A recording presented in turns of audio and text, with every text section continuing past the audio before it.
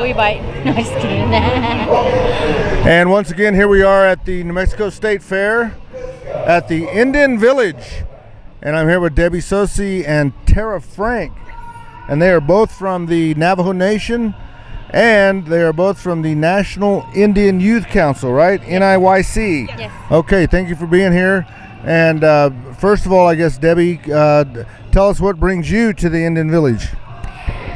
Good afternoon or good evening. I want to say welcome again to 2015 New Mexico State Fair Indian Village. We are the National Indian Youth Council. We have 3 offices. There's the Albuquerque main office, we have a Gallup office, and then we also have a Farmington office. We've been working in conjunction and partnership with the New Mexico State Fair Indian Village for almost 2-3 years now.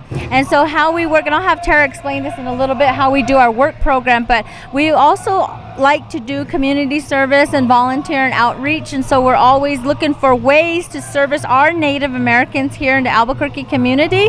And so, that's just one of our requirements as well. We service 18 years of age and older.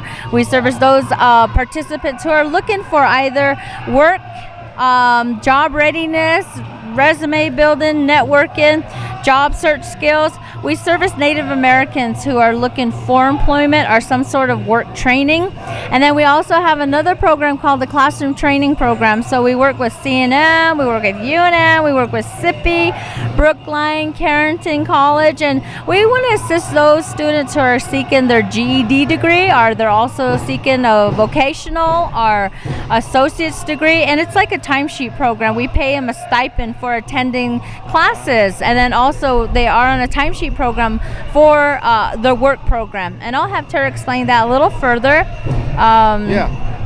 Tera, I was wondering, because you guys are the National Indian Youth Council, but I also noticed that it also says Training and Employment Program. And so tell me a little bit more about why you think it's important for NIYC to have a focus on training and employment. Thank you, Harlan.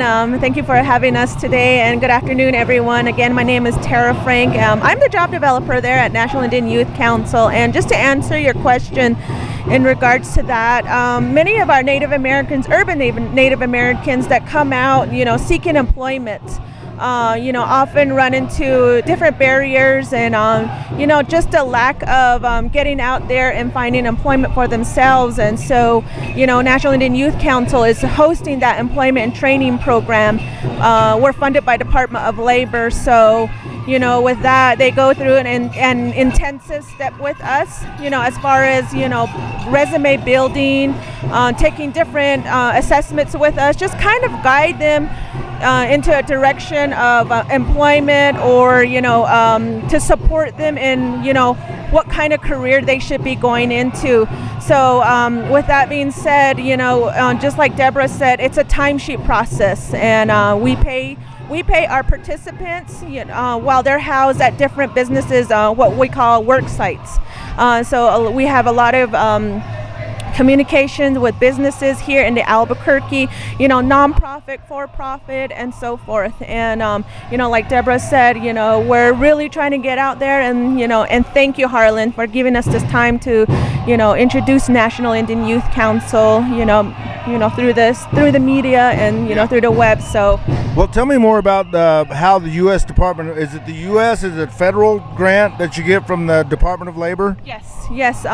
We are now known as the Workforce Innovative and Opportunity Act.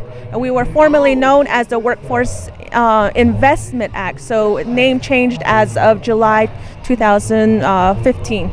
So yes, we all our funding is from there. That is awesome. We're under the U.S. Department of Labor, under a special division called Division of Native American Programs, DINAP. So that's where we get our funding from nationally. And there's so many tribal programs. We're not the only program. We have off-reservation programs, and then we're considered an urban program. And so seek your local WIA program. We are here in Albuquerque. We're located at 318 Elm Street, just right off of I-25 in Lead. We're open Monday through Friday, 8 to 12, 1 to 5. Our number is 505-247-2251. And you can also seek us on the web and we're always recruiting. We're always signing up participants year round, and it's just been really good opportunity to work with the State Fair, the Indian Village, and of course, all of you, thank you very much. We do appreciate the exposure, and then also we're all working together for our Native American people. And that's primarily our focus every day, that we want to continue to strengthen our Native American community, strengthen our traditional values, and just our basic opportunities for growth in everyday fields. So we do thank you. Tell me a little bit more about the process. I know you probably need to go, but I'm going to keep you here for a couple of more minutes. Because okay, so if a person is needing employment, or if they need any of the services, if they come to your office, or what's the process? The process basically, they can contact our office either by telephone call, or they can come into the office. And what will happen is, on your first visit, you wouldn't need to bring any documents, but we are required to go through a lengthy paperwork process. Right. So when you first come to our office, we'll give you the information. We'll fill out a short 5 to 10 minute pre-application. You would come through. We'll just kind of run you through the program of what we have available for you. And then at that time, we schedule an appointment. The participant comes back. They go through an appointment process. They go through an intake interview. And then at that time, they get the documents needed, which is like the certificate of Indian blood to prove tribal and Native American ancestry. We need a photo ID. We also need Social Security and like basic requirements, residency, so those. Like an electric bill or something. Yes, So it is income guideline as well. So for the last 6 months, we'll need that kind of proof. So that's usually the initial contact, and then thereafter approvals are made, and then they go forward with either the classroom training program or the work experience program. Okay, let me ask you this. One of the criticisms that I've heard, you guys are doing a great job, but and I've known Norman Ration for a long time. He was the original founder, one of the original founders, I believe, back in the old days.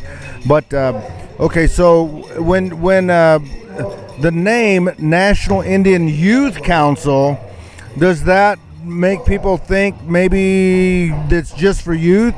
Yes, most definitely. When we're out there branding ourselves, that is a question that we're always asked. Are you serving under 18? What youth, what ages? And, that's when we have to let them know, no, we do service 18 and over, and so forth. And it does really have to, it has to go back into like the first 50 years, like, when this organization was found, a lot of our elders sought young people, and so that's where the name youth, 20-year-olds, that word youth was incorporated with the National Indian Youth Council. Okay, Debbie, have you guys thought about maybe starting another component of NIYC that doesn't have the word youth in it? Yes, going back to the history of the National Indian Youth Council, we were founded in 1961, so we have well over 50 plus years in existence for the National Indian Youth Council. And it's kind of like a sentimental value as well. Our original founders, Clyde Warrior, who is a Ponca Indian from eastern Oklahoma. We have Shirley Hill Witt, and we have Harriet Sky, and Viola Hatch.